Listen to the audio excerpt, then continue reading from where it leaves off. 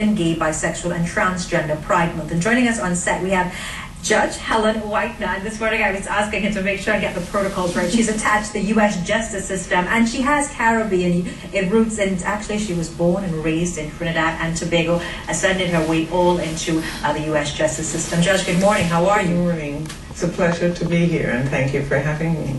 You know, your journey from a Caribbean girl being born in a small island like Trinidad and Tobago and sitting in the U.S. judicial system, what's that feel like? It's a very alike position, but I'm so proud because I'm the first immigrant on my bench. I am openly gay, but those are just small facets of who I am. And it's just an honor to have my state of Washington recognize me, a Trinidadian girl, like you said, growing up.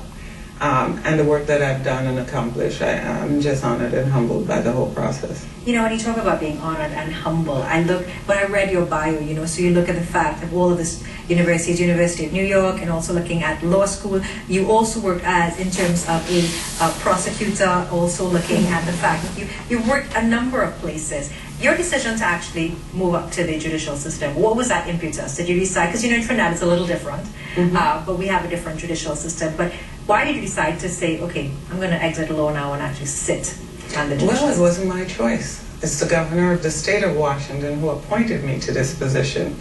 My career, my legal career, has really been funneled and guided by mentors.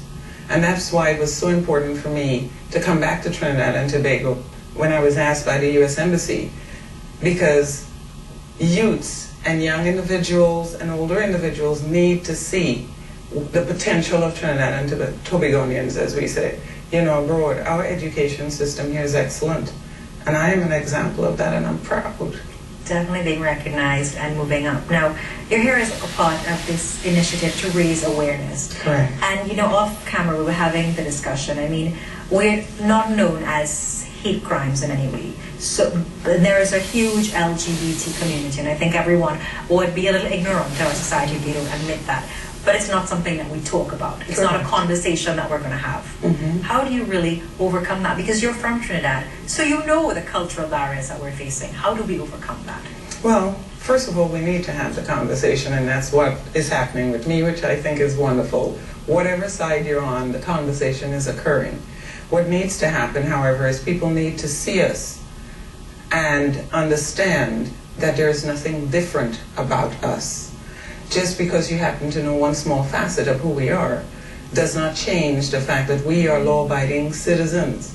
And the reason why we're not recognized in Trinidad and Tobago as such is because we have laws on the books that criminalizes an aspect of who we are and innately who we are. And I know a number of people don't agree with that because they think it's a choice. I don't believe it's a choice. You know, you don't choose to be victimized. You don't choose to have people hate you for who you are.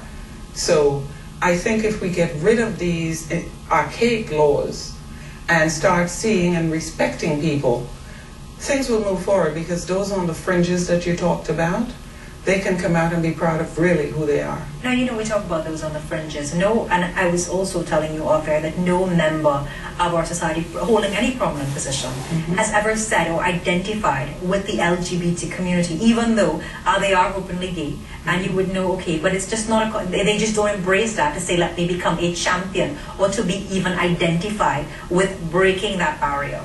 I think that's sad, because when you get a position of leadership, certain things and responsibilities come with that. But having said that, you have to also understand that to do what we're asking them to do requires them to now put themselves in a position where they could be arrested. Let's think about this. I'm a judge in the United States of America, yet when I come to Trinidad, I can be arrested for who I am. None of the political parties, and it's funny because Judge didn't even know that we're in an election year. I said, well, you choose a good time to come here. But, you know, looking at the fact that none of the political parties have ever, in any of the manifestos, identified a position on the LGBT community. None of the parties. Even at one time I asked the PRO of one political party, who's extremely vocal. He said, we'll decide at the convention. And of course at the convention, that's never going to be discussed in an open setting. What do you want to tell the political parties? Do you think that this will even make a difference in our election race? In this race, probably not. It's too soon. However, I think in the future it's going to become part of the discussion. And I would tell our elected officials they need to go back and read what it is our forefather intended for us as a country. And I'm talking about Dr. Eric Williams. You know, when we became a republic, he gave us a manifesto, and they have let us down. They're not following it. What do you think they're not following? They're not upholding democracy. They need to read what he said. It's rights for all of the citizens. We are united, we are one, and you don't get to pick and choose which ones you're going to like and which ones you don't.